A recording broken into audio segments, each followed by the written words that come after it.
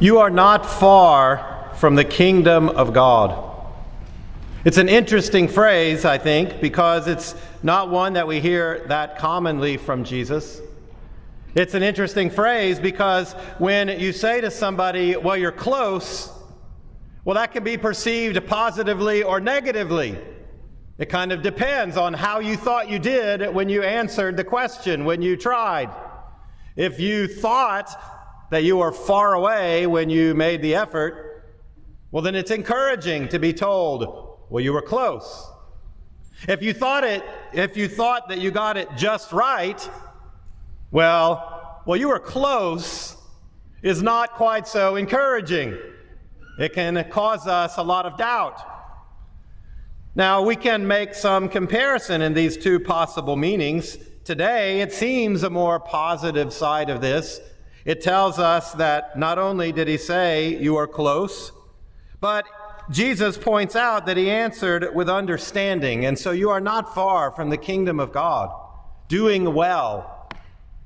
Let's compare this to a kind of similar interaction that we heard not that long ago on Sunday, where the rich young man comes and he identifies all of the great things he has done. What must I do to inherit the kingdom of God, he says. And he is ready with his answer, and he believes that he's got it just right. And Jesus says to him, well, you're close, but you're missing something crucial.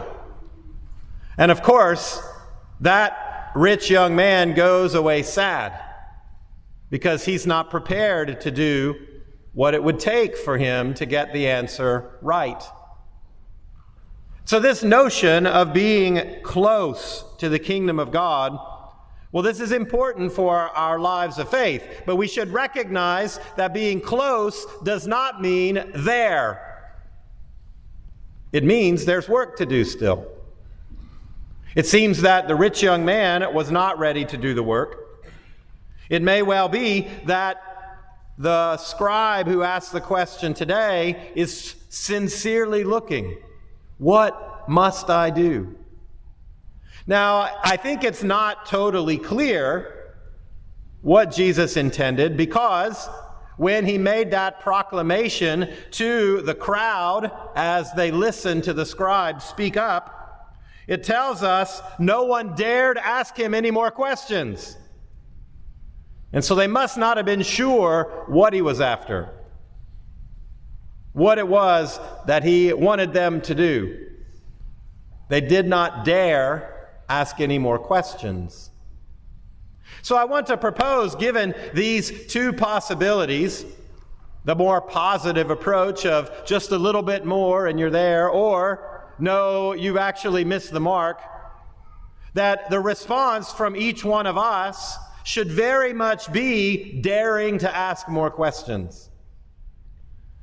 This should be our place in reflecting on this passage. We should be the ones to dare and ask more questions. To say to the Lord, Lord, I'm happy that I'm close, but don't let me settle for close. Help me grow so that I may be fully who you call me to be. Help me to rise to the occasion so that living these commandments puts me on the right track, but perfecting the life of these commandments, this is my real desire. Each one of us should take stock of our relationship with Jesus right now in this moment. To say, where am I right now in this moment? If we're honest, some of us will say, well, I'm pretty good right now. Don't stir things up. I'm kind of on my way. I'm happy with being close. But we all should be willing to ask Jesus, what am I missing? What will help me take the next step? What will allow me to grow in the perfection that you desire for me?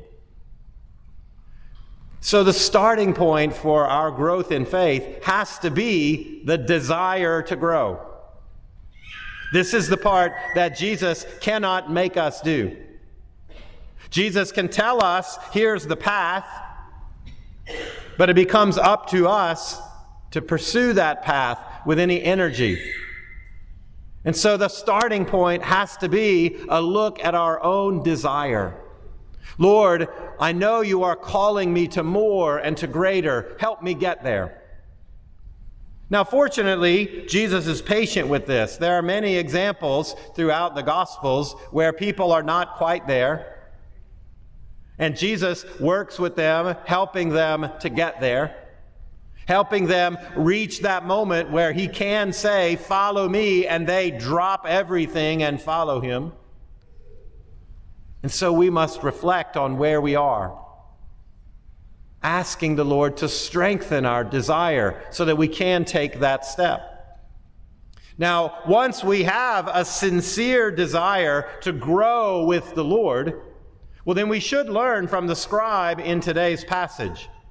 Because Jesus does lay out for him the clear path, and the church has embraced this clear path as the way for us not only to be close to the kingdom of God, but to be fully immersed in the kingdom of God.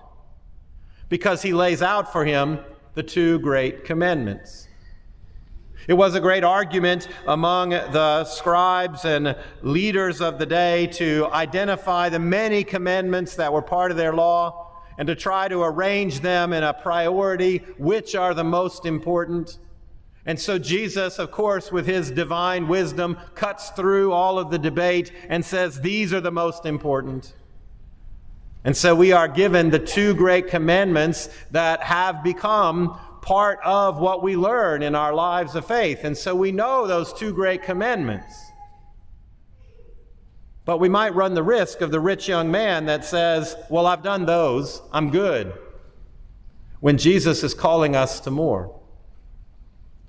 So then if we want to practice the kind of perfection that God calls us to, when we have the desire to pursue the Lord more, we don't have to make it complicated. We have to ask, how can I better love God? How can I better love my neighbor? And so Jesus calls us into a practical reality, a consideration of what my days might look like, of what my hours might look like, of what my behavior might look like if I pursued the perfection that God desires. So what would it mean for us to love God above all else? Well, that's not an answer I can give to you, because this is an invitation from Jesus that must be answered in a more personal way. What it means for me to love God more fully depends on what I'm doing now. It depends on what my heart is attached to at the moment. And so I can only answer that question for me. You have to be willing to answer the question for yourself.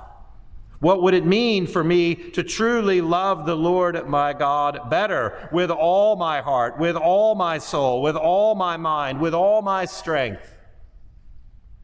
We must be willing to let the Lord reveal to us what we are attached to, what we give our hearts and attention to instead of Him.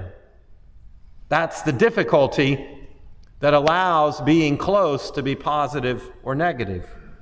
How do I order my day? How much simple time do I give? How much do I allow distraction to dominate my attention when I could spend more focus with the Lord? The same kind of approach applies to the second commandment.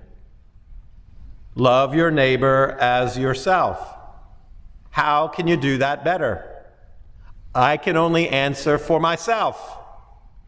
You must be willing to answer for yourself. Who is the neighbor that the Lord puts in front of me?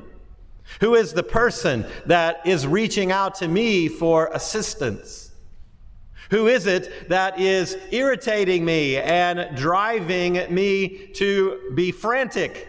That's the person that the Lord is asking me to treat as neighbor. Who is it that I am not noticing at all? Who are the people in my day-to-day life, the people I encounter in my community, in my work, even maybe among my own family?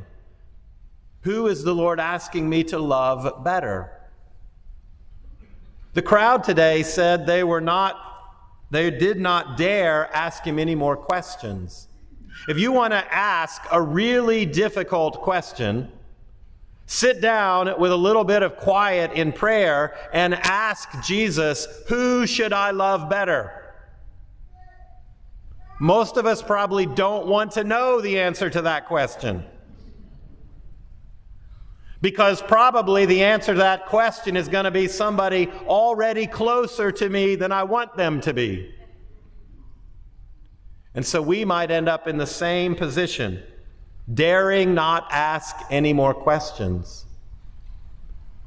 And so today, as the Lord calls us to live according to the great commandments, the commandments he identifies precisely so that we will grow in perfection.